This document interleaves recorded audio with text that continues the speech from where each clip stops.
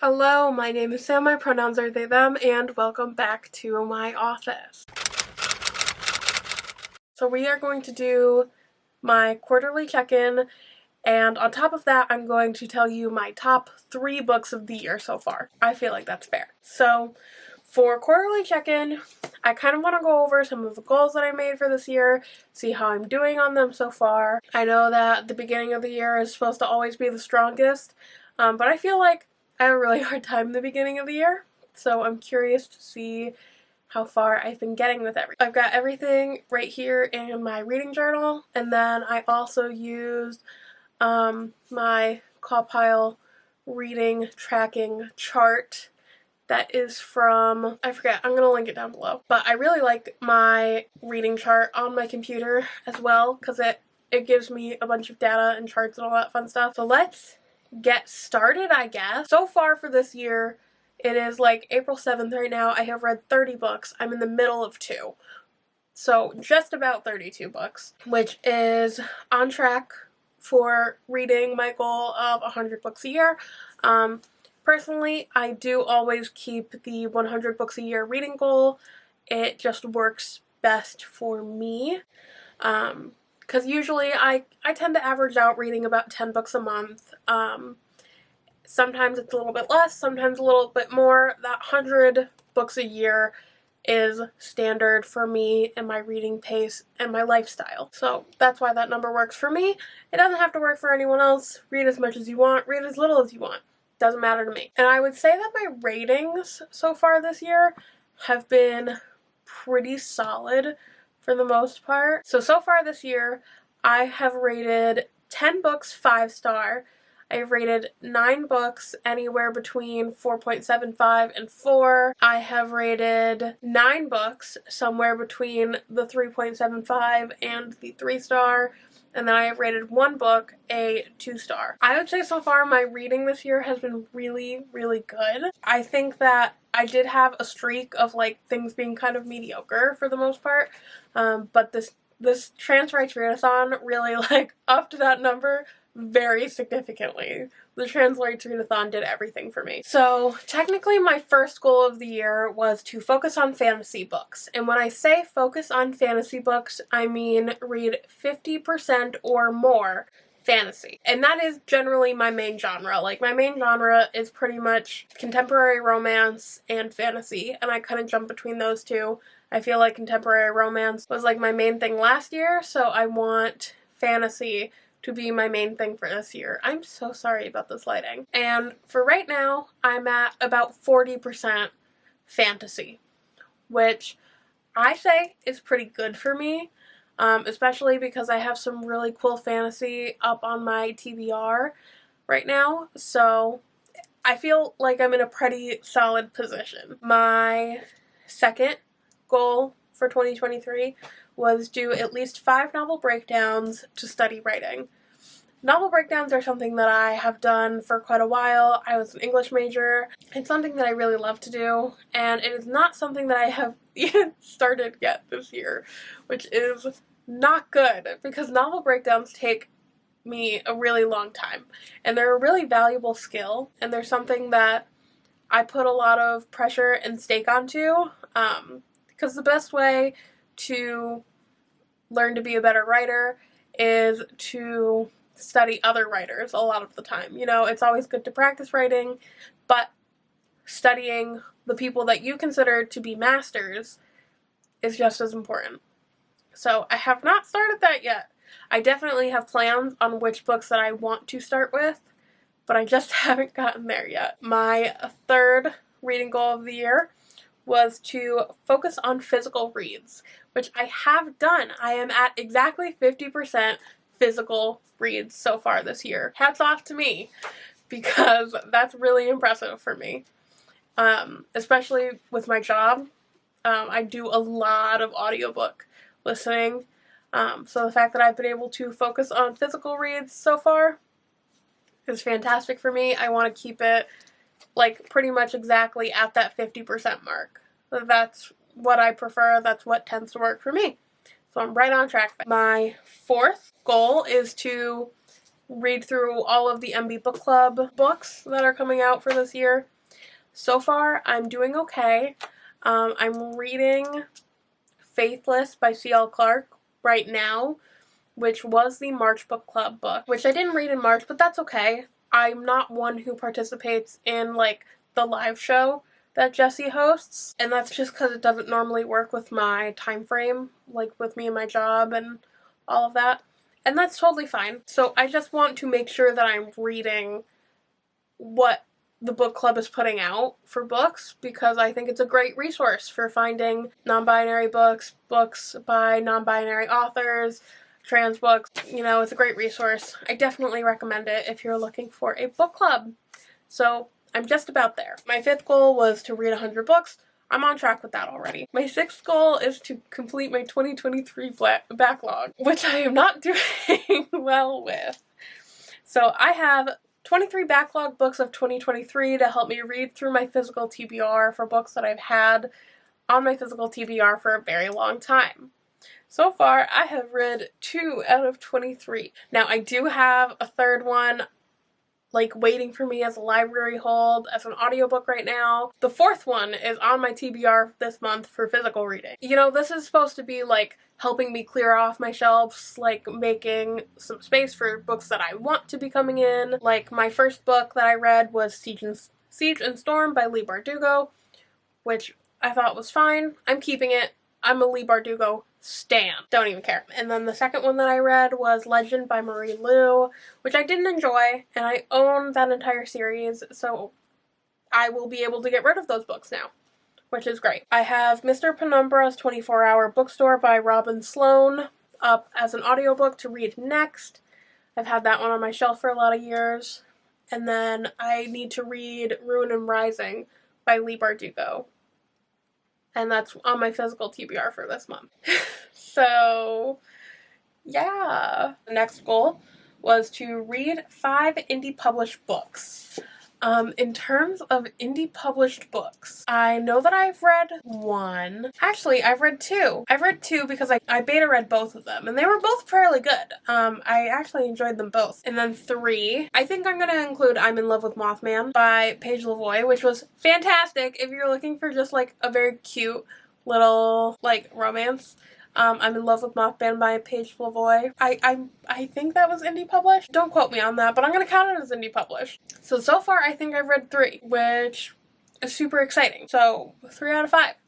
And I want to read more than 5, but I wanted to set a goal of 5 because I have never read indie published before I fell in love with Hope by Linkali last year. I'm just dipping my toes in it, seeing which direction I should go. My last goal was to keep track of all of the books that I buy.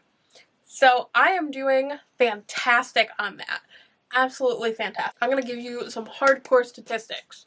So far this year, I have acquired 13 books, either through me buying them or gifts from specifically my mom and my partner. The total cost of what I have personally spent so far this year on books is $111.52. I bought 7 of those 13 books, and either my mom or my partner bought me the other 6. And okay, here's the better statistic.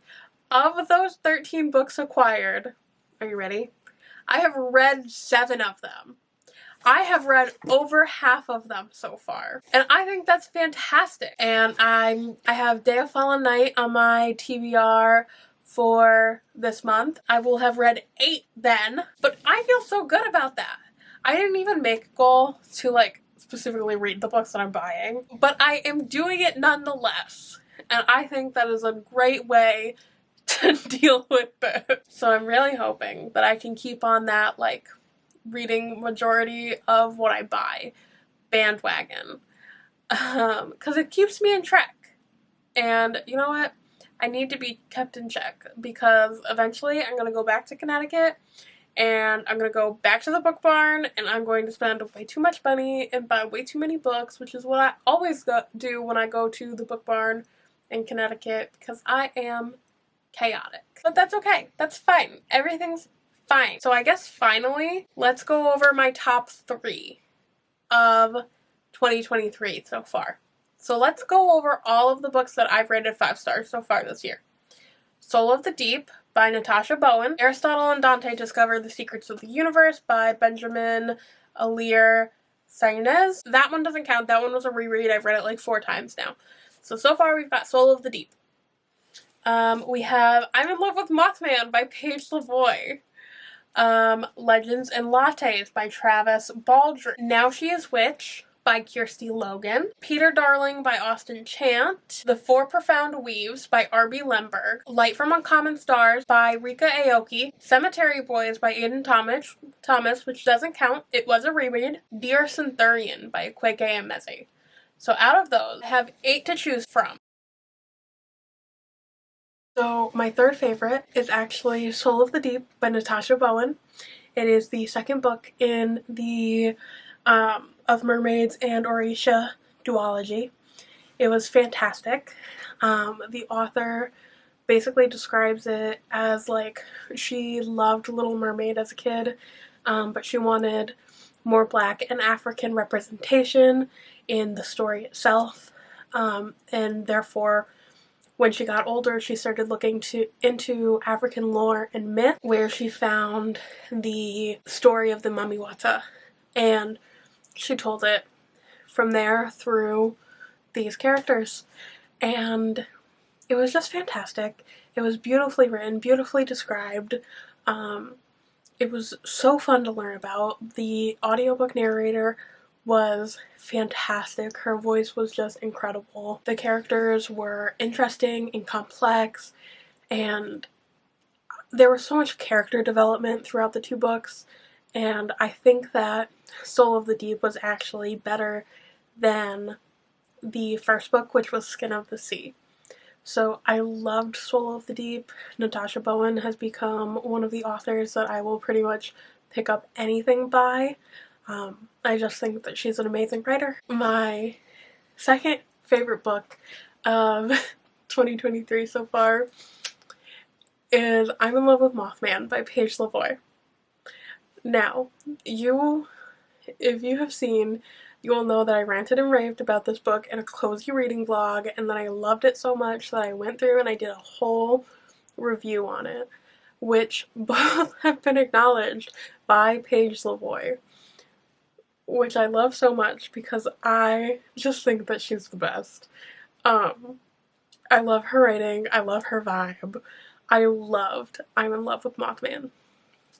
Now, this is not a story to take too seriously. It's a very cute, like, fantasy kind of contemporary romance. It was really cute. It's about a 22-year-old influencer, Heather, who decides that she's tired of the influencer life, and she moves out of her apartment in Florida and buys a house sight unseen in the middle of the woods to follow the cottagecore vibes. So she does so, and she gets a rude awakening when she's there, but she's trying her best to live it up. But you can't get rid of that influencer life mentality, and she decides to be cottagecore to the extreme, and climbs into a tree in a cute dress and cute boots to read a book.